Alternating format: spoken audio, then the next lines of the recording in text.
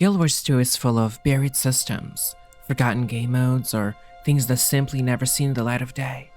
Over the years, countless ideas have been left behind, and— Guild Wars 2? What are you doing here? Oh, don't worry, they just told me on stream the other day that you don't have to come here. I saved you a spot though, just in case. Well, you never know in 2 years, right? Yeah, you got a nice view of the ocean. It's okay though for now. You can go. Yeah, it's okay.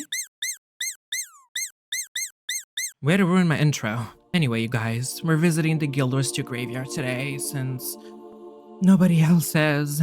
Just me and my commander and her cute little Veil that's currently getting stabbed by her bangs. It's called a statement. This place is filled with long neglected pieces of Guild Wars 2's history, so let's just pay our respects. Oh, and by the way, try not to step on Armor Repair. She still crawls around here sometimes thinking anyone cares. Can't visit a graveyard without stopping by one of its oldest residents first. And of course, I'm talking about the dungeons.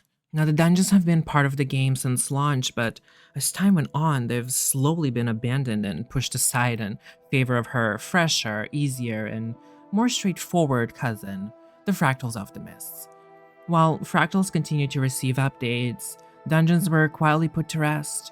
And honestly, I understand why it happened. With Fractals having better rewards, they're easier to get into, and they don't suffer from the piles of bugs that dungeons were left with. I always felt like the dungeons could truly be revived, and especially now with Ariana saying that they're planning on revisiting old content and old systems. I think with a little bit of Ariana magic, I genuinely believe we could put her back on her feet. I recently played through some dungeons with my partner, and although it was just the two of us since we struggled to find a group, love that. I personally enjoy them way more than Fractals. I loved all the story mode paths and general lore, and the fact that they exist within the world and not just in the mists. And also, as a fashion lover, I can say that the dungeon armor are some of the cutest pieces in the whole game. And that is probably the only reward that's worth chasing in them. Now, every once in a while, Ariana likes to play in her face. They'll roll out a new Dungeon Rush event and give her hope that her soul is finally about to be revived with something new, only to put her back in this grave a week later. Next time it happens though, just don't get your hopes up, okay? You know you're just a filler week between updates. Now rest easy, dungeons. I'll come visit you from time to time, and hopefully they will soon too. Next, we need to give attention to one of our youngest residents in the graveyard. Gone and buried before she could even see the first light. Now, before I get into it, this is more of a conspiracy theory grave since everything in here is alleged. So of course, I'm talking about the scrapped Canthan Living World season. A lot of players, me included, believe it either existed in planning or was even partially developed before Ariana decided to change their content model. As many of you know, End of Dragons became the first expansion in Guild Wars 2 roster that never received a full Living World season afterward. And there was a lot left on the table. Cantha introduced us to a lot of different storylines that never really went anywhere, but they had the potential to be explored in the Living World season, which is why so many of us speculate that a Living World season was originally planned. Now, allegedly, Gala Delve was originally meant to connect to that season, rather than directly into Secrets of the Obscure, and I happen to believe it. The transition didn't make much sense to me, and it did feel rushed, almost like we had to get out of that map as fast as possible and move on to something new. There are areas like Kirin Peak and Drowned Kyning whose names exist on the map but remain unexplored. I think they could have been those Living World season maps. Now, I like to imagine Drowned Kyning as a fully underwater zone. Now, that could have been really good. Like, we already have underwater waypoints in Corteria and plenty of underwater exploration mechanics, so it would have been something fresh and new to expand on, but that's just my little daydream. Or is that a message that the ghost is trying to deliver to me? Also, Ariana, I know you got some concept arts in there. Some assets too, maybe, sitting in a folder somewhere. Let me see. What do you got to lose? Rest easy, Living World season. I believe you existed. Now, our next grave doesn't just belong to a feature in the game. It belongs to my soul. My commander's soul, that is.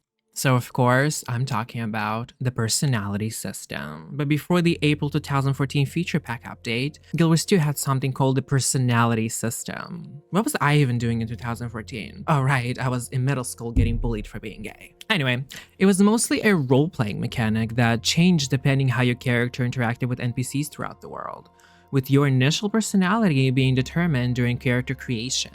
The race you picked and the answers you gave to your biography questions shaped who your character was and how their story began.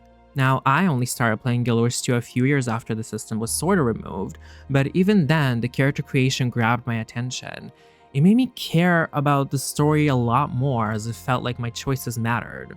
And they did sort of matter for a little while. They changed the way your personal story started, but also sent you down a bunch of different paths depending on your choices.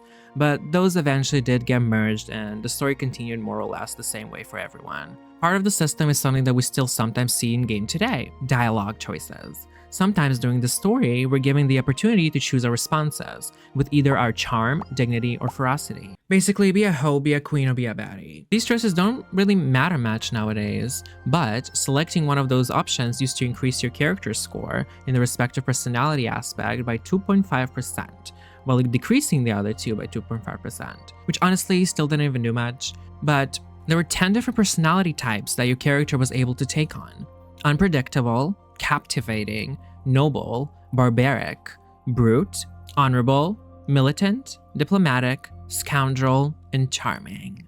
These personalities were achieved through those dialogue options and could even change the way some NPCs reacted to you.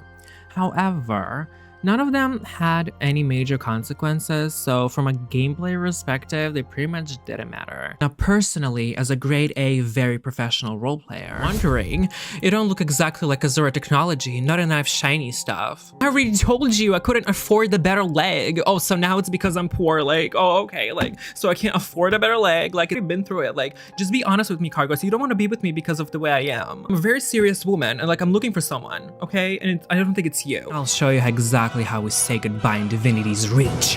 Oh, and I know how this ends.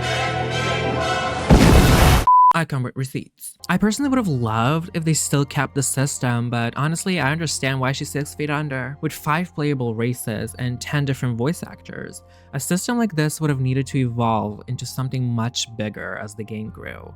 Maybe your choices could have affected the ending of a story arc, or maybe your interactions with certain characters would have affected who joined you in future adventures. It was definitely a very ambitious idea that at first sounds really good, but it seemed like a lot of effort to invest in. I think Ariana realized it was kind of a waste of time and resources needed to expand on it. That said, we still sometimes get fun little interactions based on either race, like if you played as Sylvari in Heart of Thorns, and in the newest Visions of Eternity expansion, it has interactions that change depending on what class you're playing. And I think I'm satisfied with it being this way. You know, it's not expected anymore, but whenever we do see those types of interactions, it's very, very fun. But who knows? Maybe you'll get revived for Guild Wars 3. Now, our next resident isn't technically dead, just sort of forgotten. That honestly, you might as well just bury them. I'm talking about the underwater combat. Sometimes we as Guild Wars 2 players, we take this feature for granted, and it's important to remember that a lot of MMOs don't even let you enter bodies of water.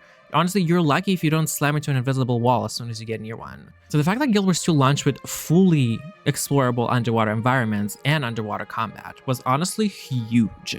Pretty much any body of water can be explored if deep enough, or at least touched if not. There are different sea creatures, gathering nodes, hidden cave systems, underwater events, and entire areas beneath the surface.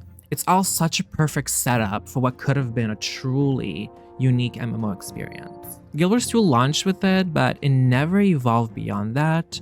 It never got any elite specializations, or any weapons, or any meaningful expansion of the system. But here's the thing. It was abandoned not because of ArenaNet. She's here because of you. Yeah, you. Stare yourself on the black screen. Yeah, that's right, Shelby. You tell him. The Guild Wars 2 players never really cared about it, and if anything, most people actually hated it. Which I do understand, because fighting underwater can feel clunky at times, as movement is not as smooth as it is on land. And many players would rather do almost anything else than an underwater event. I bet some of you don't even have an underwater weapon equipped. There actually even used to be bigger underwater sections in a World vs. World map that was so unpopular that ArenaNet eventually just redesigned the whole map and filled in the lake. That's how bad it was. I still think it could have turned into something really cool and unique if it had received the support it needed, but it might have evolved into one of the most unique features in the whole MMO genre. But that support never came, not from us players, but also not from ArenaNet, so that's why you're here. You know, they didn't deserve you.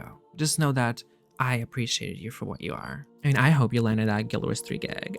Now, you get a fancier flower just because I love you. Now, we're almost done, but there is one more place we need to visit.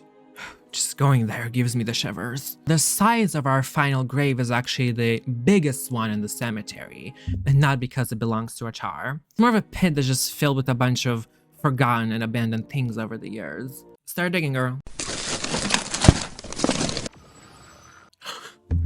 My beloved Mirage, the overpowered one from lunch. You're here. Thank you for carrying me through Platinum and PvP. Oh my god. It's the OG human female animation. For those who are wondering why she got removed is because people complained that it broke immersion. The biggest example I could find online was players pointing out to a scene with Marjorie's sister where the human female would randomly stretch and yawn during the emotional scene or whatever, and apparently that was enough to get rid of her for good. First of all, Belinda's dead. She doesn't care. In fact, she's probably in here somewhere. And honestly, thank God. The only thing that I could focus on during that story arc is the fact that she sounded exactly like Timey. I almost felt like they went into the booth, told the girl, hey, can you do Timey but emo? Sis, the eastern gate is getting hit hard. Can you get over there and reinforce it? Honestly, I think that I actually don't like is hearing a voice that already belongs to a very prominent character in the story. Now that breaks immersion. Like, why is Yao now a Canthan woman? Try to be careful when we're drinking, okay? And also, I can run around wearing angel wings, devil horns dyed radioactive green, a bra, a little tutu and flip-flops, but a yawn broke everyone's immersion. Like, oh, okay. Oh, okay.